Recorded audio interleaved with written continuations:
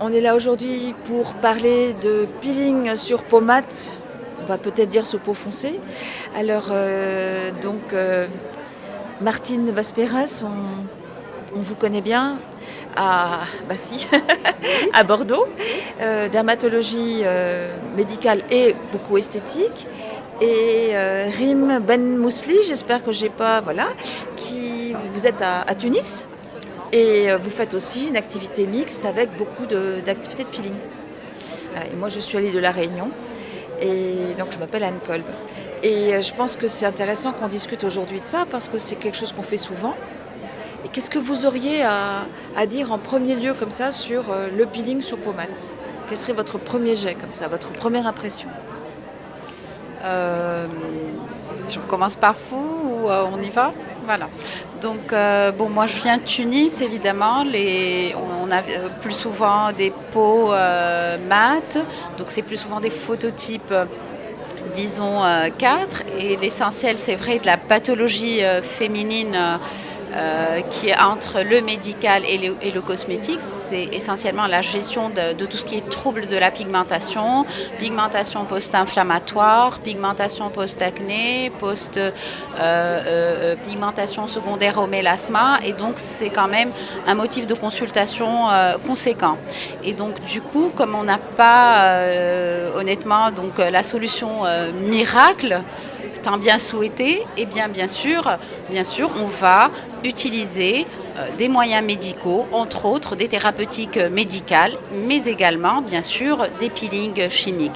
Alors, je ne sais pas comment ça se passe chez vous à Bordeaux, mais en tout cas, nous, on conseille à nos patientes de préparer très bien leur peau en utilisant régulièrement leur photoprotection solaire adaptée.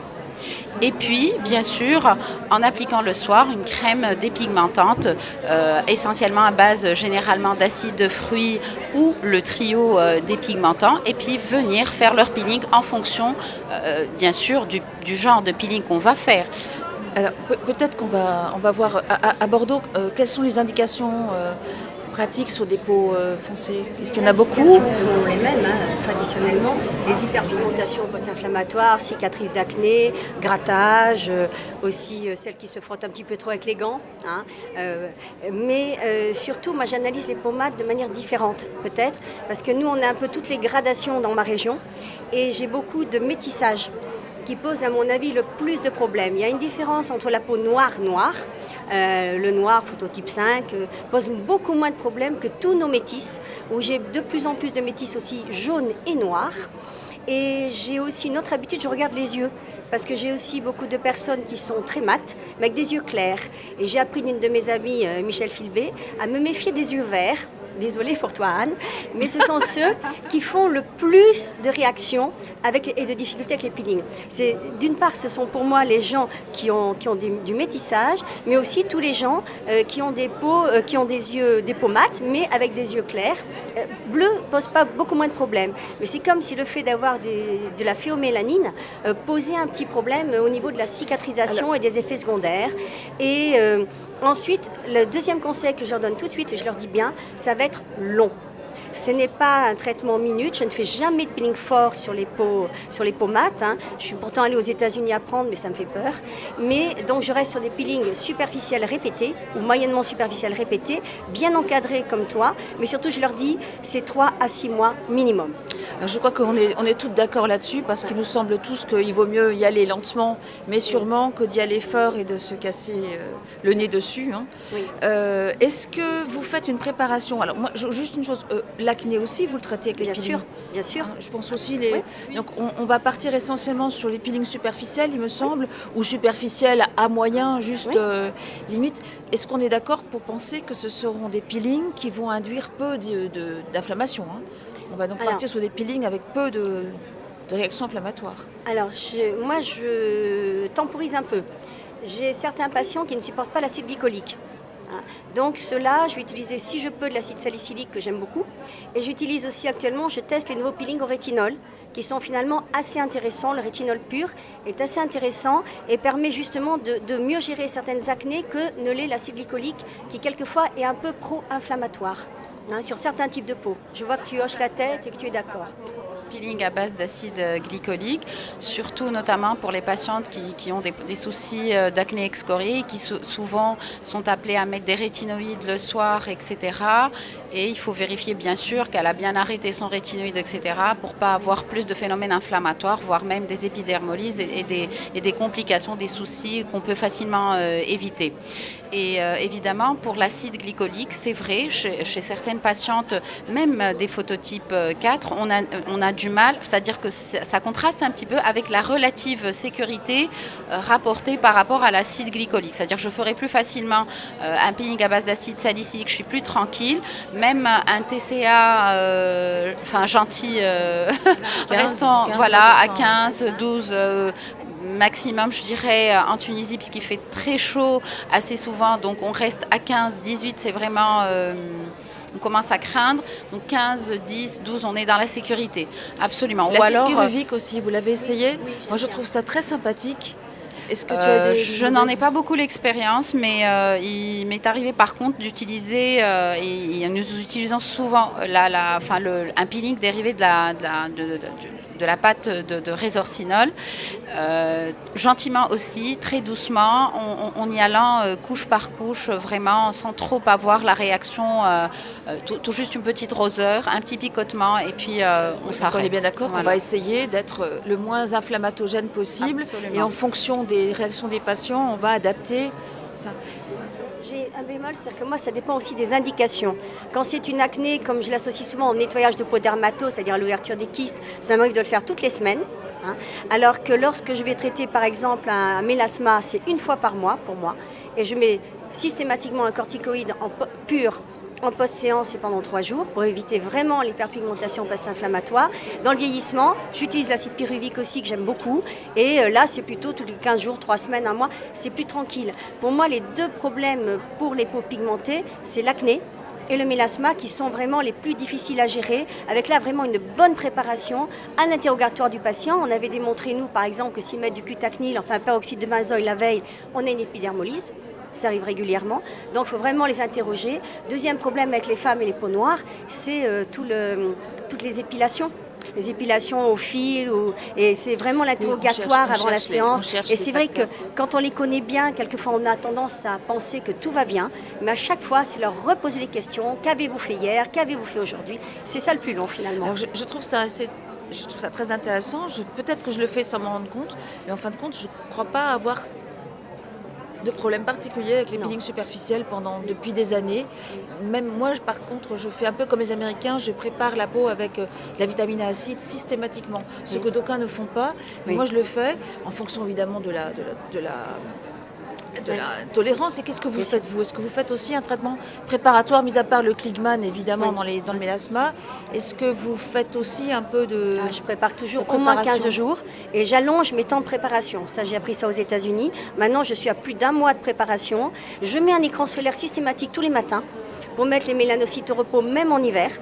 Et je leur dis, pour moi, c'est fondamental. Et je leur explique aussi de se protéger en voiture, etc. Parce que souvent, c'est le problème chez nous. Du moment qu'ils ne vont pas à la plage, ils ne sont pas au soleil. Donc, c'est vraiment une préparation stricte. Et j'encadre entre les séances aussi. Et je leur explique que si on veut un bon résultat, il faudra répéter les séances et continuer les traitements après. À propos de ça, quels sont les protocoles que vous auriez tendance à utiliser? Est-ce que vous utiliseriez un protocole fixe, disons du style au moins 4 séances, je ne sais pas, toutes les 2 ou 3 semaines en fonction de la pathologie, et ensuite vous adaptez? Ou est-ce que vous n'avez pas de protocole fixe et ça change? Qu'est-ce que vous feriez? Personnellement, en général, là, vous venez de le mentionner, donc le rôle de l'éducation est très très important chez les patientes. Il faut qu'elles comprennent aussi que le peeling n'est pas un acte salvateur en lui-même. C'est le fait qu'il s'inscrive dans une démarche de prise en charge d'un traitement dépigmentant instauré sur le long terme.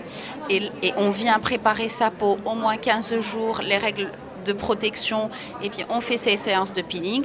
Moi, généralement, par exemple, pour les mélasmas, on va faire par exemple une séance par mois dans les 3 à 4 séances. Elle va bien, elle continue son traitement, elle continue sa thérapeutique dépigmentante. À l'arrivée de l'automne, Elle sait qu'elle va revenir généralement, au moins pour des petites séances d'entretien. Donc elles savent que déjà, c'est une thérapeutique qui est appelée à être un petit peu longue. Pour des cicatrices d'acné, par exemple, j'adapterai un petit peu plus. Je suis plus, par exemple, on peut faire même une séance tous les 15 jours et elle va mieux. Et entre-temps, le traitement aura fait du résultat et puis on va arrêter.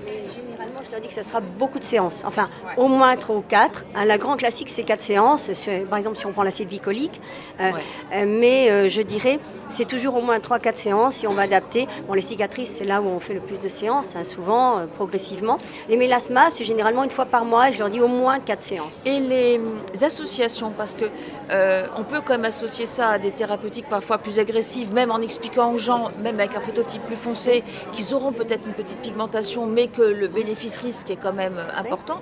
Donc, est-ce que vous avez tendance aussi à mettre des peelings, même sur peau foncée, entre, par exemple, des radiofréquences fractionnées ou des CO2 fractionnés? Pas seulement entre, moi, pendant. Pendant. De plus en plus, je fais par exemple, alors j'avais tendance à faire la technique fractionnée, le TCA après, et maintenant je fais l'inverse. Je fais le TCA d'abord et le fractionné après, et je trouve que j'ai de bons résultats, mais des TCA légers bien sûr sur les pommades, on y va doucement, on cadre bien, et par exemple pour les cicatrices, je gagne 12-15%, et je trouve que je gagne plus. Par contre, je ne mets pas de glycolique en fractionné parce que je pense que le glycolique doit rester superficiel. Donc je le laisse vraiment, pour moi c'est un produit de surface, et quand j'ai envie que ça descende, je prends plutôt un TCA. Je pense qu'ici le maître mot c'est de dire quand même sur phototype foncé le glycolique n'est pas si anodin qu'on puisse le... Voilà. J'ai le TCA, je m'en sers plus facilement sur les peaux noires, sur les phototypes 5, que sur les métisses. Je me méfie le plus, moi ce sont les métisses avec du jaune. Là, dès qu'il y a des peaux asiatiques, c'est très très très très difficile. Et là, je ne me sers pratiquement pas de mon TCA. Est-ce Par contre, je me sers du rétinol. Pardon, excusez-moi. Mais est-ce qu'éventuellement vous feriez une touche d'essai quand vous n'êtes pas sûr? Je l'ai fait à un moment donné, j'ai arrêté.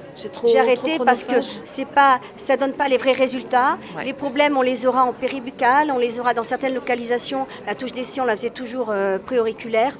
Pour moi, c'est... Non, la touche d'essai, je la fais quelquefois avec les crèmes. C'est-à-dire, par rapport à la tolérance à l'acide glycolique, on leur fait mettre une crème à l'acide glycolique. S'ils ne supportent pas la crème, c'est pas la peine d'aller au peeling. Là, ok. Mais je dirais que quand je veux être sécuritaire, c'est pour l'instant pour moi, c'est soit le rétinol, soit l'acide salicylique qui pour moi sont safe, tranquilles, sur tout type de peau, enfin tranquille, à condition de maîtriser bien sûr. La touche d'essai pour le peeling, je pense que c'est pas objectif. C'est parce que ça dépend de la zone, de la pression, c'est vrai que la question pouvait se poser quand même, mais c'est vrai qu'on pense que la surface qui est traitée par le peeling est probablement aussi... donne aussi probablement plus d'effets secondaires si elle est grande.